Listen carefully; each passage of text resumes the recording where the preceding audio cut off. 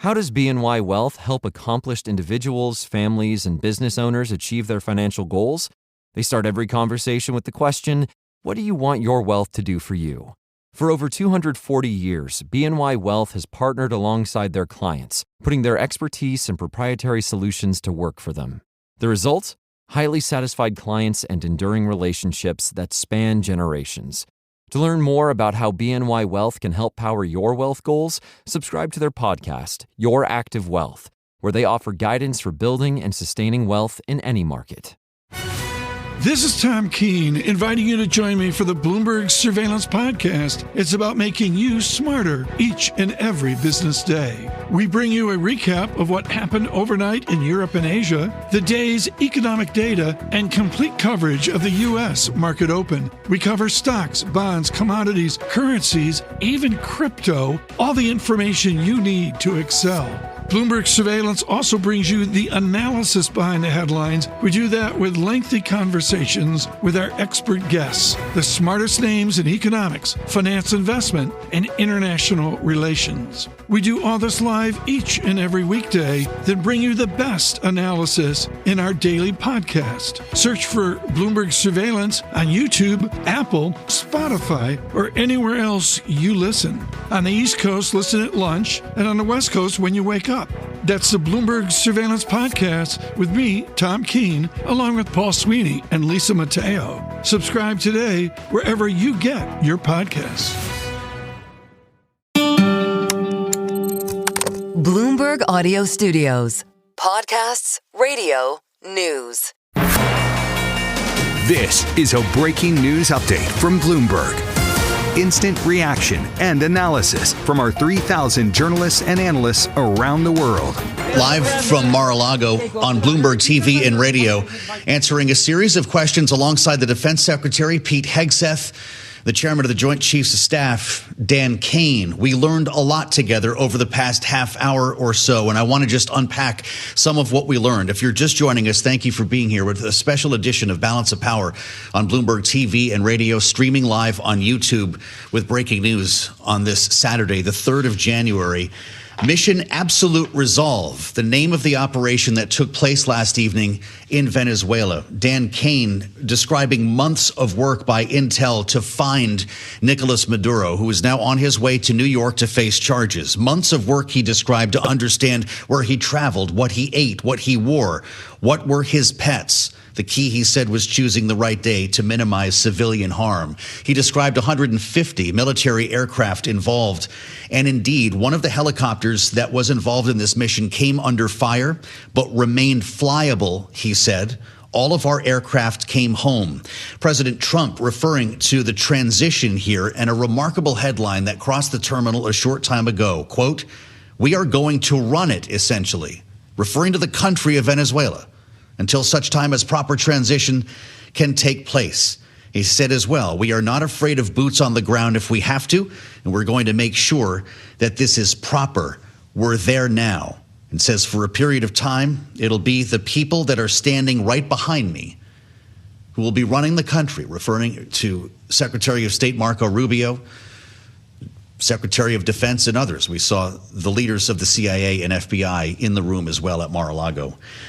At my side today in Washington, Christina Ruffini, who has spent many years covering the State Department and foreign policy. This is something we've never quite seen, certainly from an America First president, as he calls himself. I mean, no. And one of the questions was, how is this America First? Yeah. And the president responded, America needs safe neighbors, and also we need energy, and that's our energy. And one of the more remarkable moments was the one you were just referencing, where he said the U.S. will be running Venezuela until we can make sure that they're doing properly. The other moment was when he was asked about Maria Machado, the Nobel laureate, and said he doesn't think she's up to the job. He doesn't think it's going to be her. He doesn't think she has the support of the people. That's really remarkable, because there were questions about whether she was in fact talking with him about next steps here. I think it'd be very tough for her to be the leader. He said, quote, "She's a very nice woman, but she doesn't have the respect to have the job," having won the Nobel Peace Prize and referred to as an opposition leader for a reason here. We want to bring in a voice from Capitol Hill.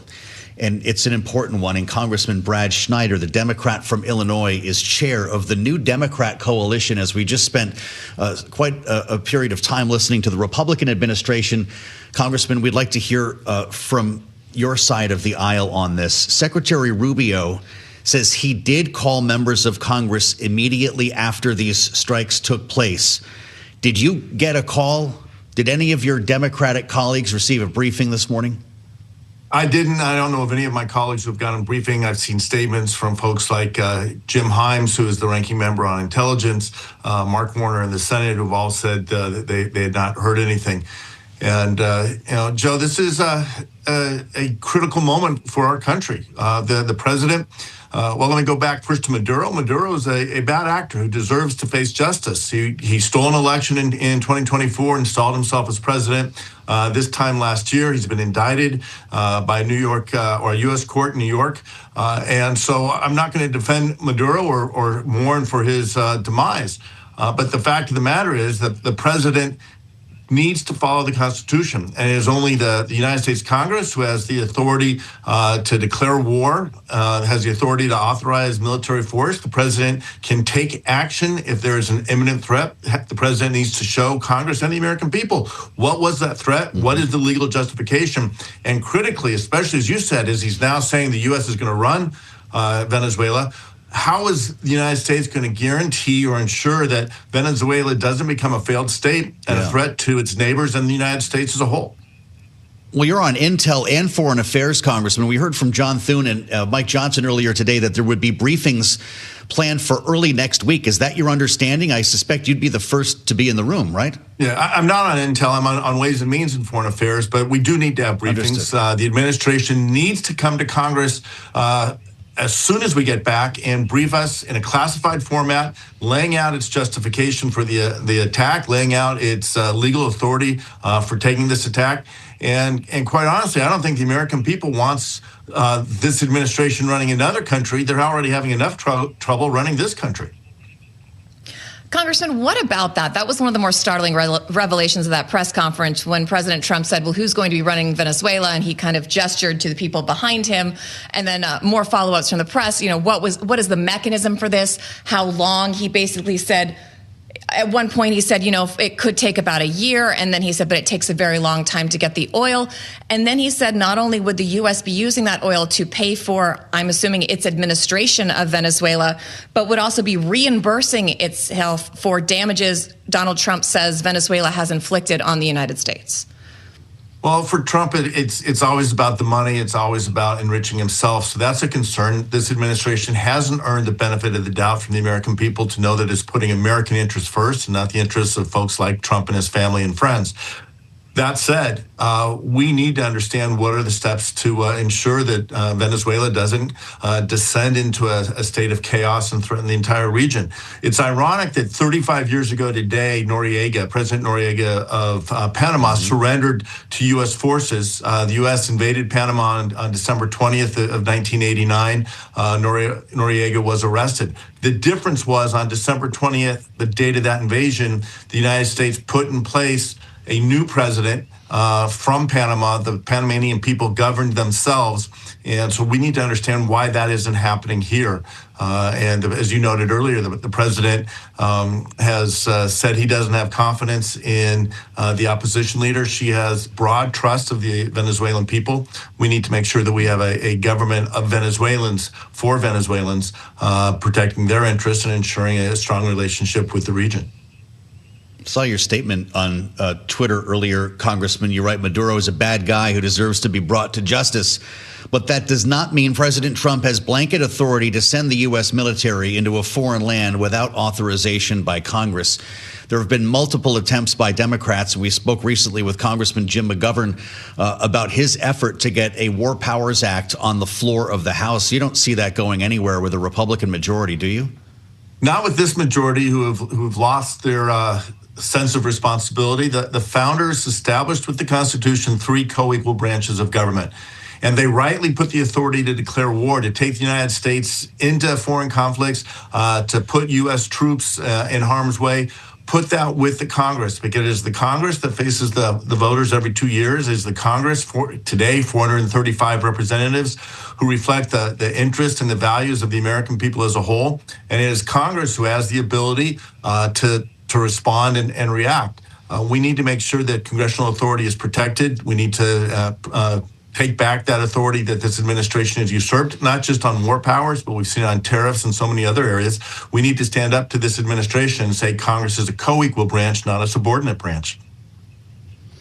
Congressman, do you have any inclination or any hints from your colleagues across the aisle that this may be a step too far? Have you heard any rumblings or whispers? I know it's very early, that not all members of the party may be behind these actions in the days and weeks to come, that you could see some defections from across the aisle. I would be surprised if there weren't some. I know a lot of my Republican friends, they believe in the Constitution. They ran for Congress to make a difference in the lives of the people they represent, but also to respect the idea that we are a co-equal branch of the federal government. And so I would be surprised if you don't hear a broad outcry.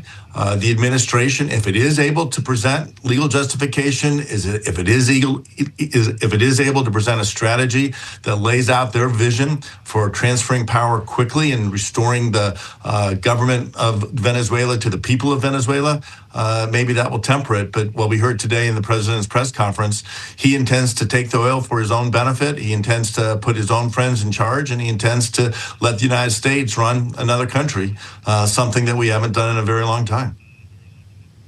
Congressman Brad Schneider, thank you so much for joining us. We appreciate you taking the time. How does BNY Wealth help accomplished individuals, families, and business owners achieve their financial goals? They start every conversation with the question, what do you want your wealth to do for you? For over 240 years, BNY Wealth has partnered alongside their clients, putting their expertise and proprietary solutions to work for them. Institutional investors embrace principles that help build wealth consistently over time. BNY Wealth's multidisciplinary active wealth approach employs these time-tested principles to help ensure that every financial decision actively and intentionally powers their clients' goals, while uncovering opportunities that may have been missed otherwise. The result? Highly satisfied clients and enduring relationships that span generations. To learn more about how BNY Wealth can help power your wealth goals, subscribe to their podcast, Your Active Wealth, where they offer guidance for building and sustaining wealth in any market. Again, that's Your Active Wealth. You can get the news whenever you want it with Bloomberg News Now. I'm Amy Morris. And I'm Karen Moscow, here to tell you about our new on-demand news report delivered right to your podcast feed. Bloomberg News Now is a short 5-minute audio report on the day's top stories. Episodes are published throughout the day with the latest information and data to keep you informed. Yes, there are other products like this from a variety of news organizations, but they usually rerun their radio newscasts throughout the day. That's not what we do. We create customized episodes that can only be heard on Bloomberg News Now. And we don't wait an hour to publish breaking news. When news breaks, we'll have an episode up in your podcast feed within minutes, so you're always getting the latest stories and developments. Get the reporting and the context from Bloomberg's 3,000 journalists and analysts who are all over the world. Listen to the latest from Bloomberg News Now on Apple, Spotify, or anywhere you listen. As we continue our special coverage from Washington, the president is posting more on social media, Truth Social, with a new video up of the strikes with a soundtrack, Fortunate Son by Creedence Clearwater Revival. As you watch these strikes take place, the explosions on the horizon, it was a video taken from what appears to be a balcony in an apartment building, remembering, of course, that that was an anti-war anthem from Vietnam. But it calls into question the optics coming from this administration, of course, a self-declared America First president, and whether this justification that the president has delivered will be accepted by the MAGA base and others who support President Trump. It's part of the conversation we want to have with Justin Logan, who's Director of Defense and Foreign Policy Studies at the Cato Institute. Justin, thanks for being with us here on Bloomberg TV and radio. What are your thoughts this morning, just to begin with, this afternoon, I should say, at this point now, with the strikes behind us, but a massive American armada still off the coast of Venezuela? Is this over from a military standpoint? I don't know is something you're never supposed to say on TV, but it happens to be the truth. I love that answer. To me, the takeaway here is that the president didn't say we're going to be running Venezuela in an offhand response to a question. It was clearly in his prepared remarks. So that is surprising to me. I mean, I think the president knows that the American people are not ready for a large nation-building campaign inside Venezuela, but to use the words that he used, we're going to, quote, run the country as long as we can until a safe, proper and judicious transition can take place. And then he talked about that would establish peace, liberty, and justice for the Venezuelan people. Well, that's a very heavy lift for the United States. And then at the end of the conversation, or the press conference rather, he remarked that the prime candidate for taking over the country with a vision of peace, liberty, and justice, Maria Corina Machado, was not in the cards. He sort of said that she doesn't have the confidence of the Venezuelan people and that it would be very tough for her. So we're missing huge pieces of the story if in fact the Americans are going to be running Venezuela. And that was really startling, especially given how much effort she's put into curating that relationship with President Trump, making sure to say supportive things of him in almost every interview she's had, being supportive of his strikes on these drug boats or fishing boats or whatever they tend to be. I also want to ask you, Justin, your latest op-ed was entitled, Mr. President, Don't Do It. Obviously, he missed that memo. But I've got an excerpt from it here. You say, the administration's public case for its Venezuela policy is insultingly ridiculous. At an October 15th press conference, the president declared that every boat we knock out, we save 25,000 American lives. Considering that there were only around 84,000 overdoses in the United States last year, and that they have so far blown up 10 boats, they should have declared victory and come home 7 boats ago. Yeah, I mean, trying to pin down the case for this, and I'm old enough to have been around during the Iraq War run-up, right? There was a sort of more linear story told then than there has been told now. The president started this campaign against Venezuela by talking about fentanyl coming out of Venezuela. Someone apparently let him know that fentanyl doesn't come out of Venezuela. And now you heard in the press conference today, he was referencing 300,000 overdoses, when in fact there are now less than 80,000 overdoses total in the United States each year, most of which are due to fentanyl. There is some cocaine that comes to the United States via Venezuela, but that accounts for a relatively small number of those overdose deaths. So at times this is about the sort of indictment of Nicolás Maduro and his wife in the United States, and you heard this weird fusion of the Defense Department allegedly responding to a Department of Justice request to suppress Venezuelan air defenses and to embed law enforcement officers in sort of Delta Force raids. So there's this weird blurring together both of rationales, that this is about law enforcement somehow, but it's also about, as Pete Hegseth said, the safety, security, freedom, and prosperity of the American people. The American people have not been crying out for regime change in Venezuela, outside of maybe pockets of South Florida, if you will. So this trying to pin down exactly what the ends, ways, and means of this campaign are has been, even for somebody who's been in this business for a while, a pretty heavy lift.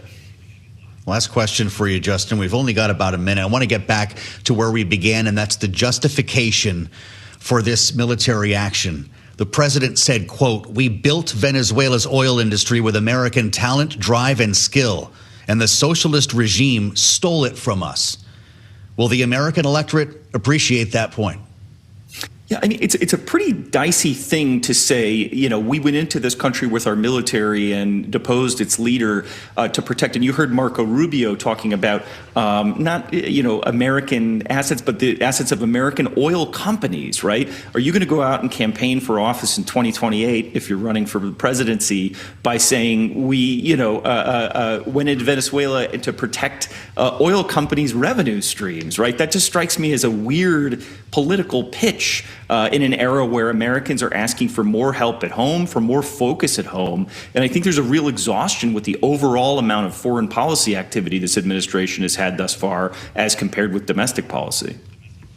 With his view from the Cato Institute, Justin Logan, we thank you very much for your insights. Before we get some final thoughts from our political panel, we want to get the latest right now from our newsroom in a day that has brought many developments to this story. Let's turn now to Nathan Hager. Nathan, what do you have? You said it, Joe. Thank you. President Trump says the U.S. is essentially running Venezuela now after an overnight round of airstrikes and a special forces operation that ended with the capture of Venezuelan President Nicolás Maduro and First Lady Cilia Flores. They are now on their way to New York, where they will face charges of terrorism conspiracy and drug trafficking. Here is what President Trump had to say at a Mar-a-Lago news conference. We're going to run the country until such time as we can do a safe, proper, and judicious transition. So we don't want to be involved with having somebody else get in, and we have the same situation that we had for the last long period of years. So we are going to run the country. And the president says the U.S. stands ready to carry out a second strike. It's not afraid to deploy troops in Venezuela if needed. Venezuelan opposition leader Maria Corina Machado posted on X that the opposition's ready to, quote, honor their mandate and assume power. But President Trump says Machado does not have the respect or support to lead the country. I'm Nathan Hager in Washington. Joe and Christina, back to you. All right, Nathan, thank you so much for all of your contributions today. We're live in Washington on a special edition of Balance of Power here on Bloomberg TV and radio as we reassemble our political panel. Bloomberg Politics contributor Jeannie Shanzano is with us, our Democratic analyst and democracy visiting fellow at Harvard Kennedy School's Ash Center, alongside Republican strategist Lester Munson from the international practice at BGR Group. All right, let's hear from both of you. Now that the president has spoken, Jeannie, did he make the case for this military action? I think he opened a lot more questions than he answered. The idea that Marco Rubio, who already has something to 3 to 4 jobs by any count, is going to be joining this team and running Venezuela, I don't think many of us expected it. And how that is going to happen, for what length, who is going to do it. He's open to boots on the ground. All of this is just an astonishing development. So I think a lot more questions here as in regards to what the president said than answers. Lester, I have a slightly less sophisticated question for you. In a press conference that had a lot of staggering, memorable moments, one that stood out to me was actually Marco Rubio, because while even President Trump, of course, he strayed from his prepared remarks, the Admiral, Hegseth were all reading from prepared remarks. We saw Rubio do something we don't usually see from him, where he got up and very casually said, I don't have much else to add. But he said, Maduro wanted to play the big guy, and he spoke off the cuff. He spoke in a very regular manner, and he spoke a little bit more like we usually hear Donald Trump do. And I'm wondering, given all the talk about a Vance, Rubio, Vance ticket, if he's jostling a little bit to be heir apparent, and if that's what was going on here.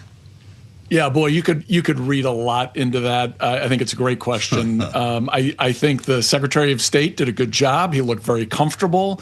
He was being very politically smart. He wasn't really taking ownership of this issue. He was letting the President Trump, go out there and make the case to kind of the MAGA base. Hey, this matters to you.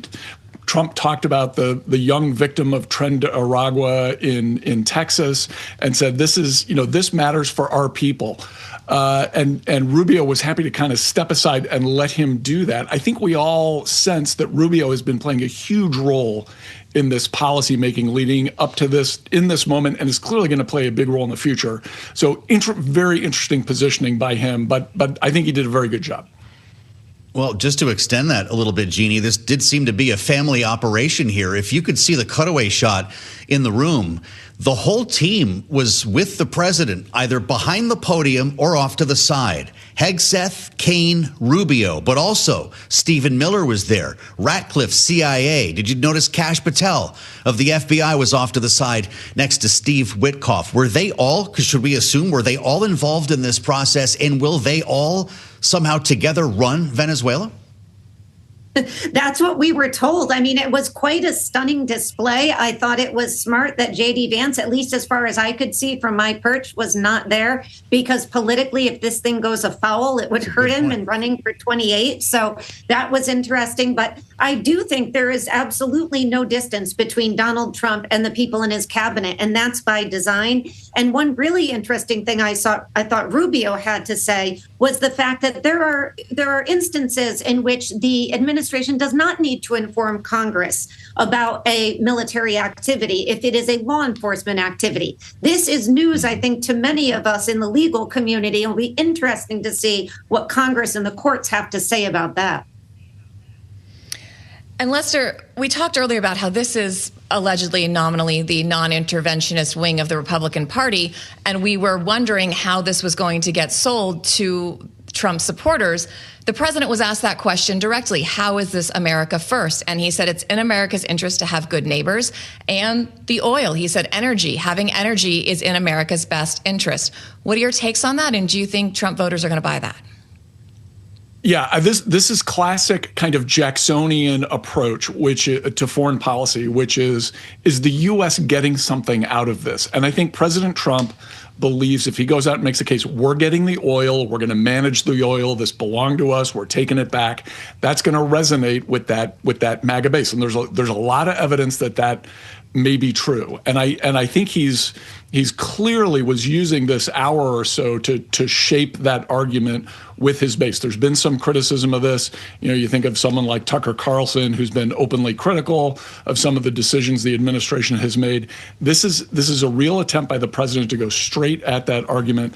I think it's going to be relatively effective. At the end of the day, the person the MAGA base trusts the most is Donald Trump. He knows that, and as long as he never turns his back on them, they're going to be with him. Fascinating conversation with the help of Lester Munson and Jeannie Shanzano. Many thanks to both of you. We're going to need your help next week as we unpack all of what we have learned here today.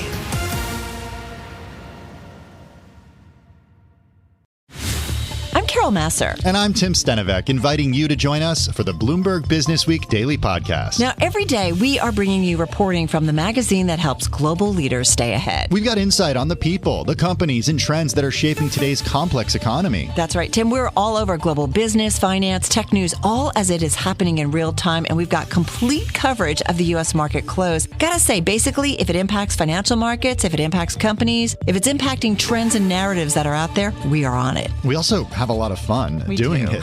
Bloomberg Business Week also brings you the analysis behind the headlines through conversations with our expert guests. And we are doing this all live each weekday. And then we bring you the best analysis in our daily podcast. Search for Bloomberg Business Week on YouTube, Apple, Spotify, or anywhere else you listen. Check it out on your way home from work to catch up on the conversations that you missed during the business day. And on the weekend, check it out for a complete wrap-up of your business week. That's the Bloomberg Business Week Daily Podcast. I'm Carol Masser. And I'm Tim Stenevec. Subscribe today wherever you get your podcasts.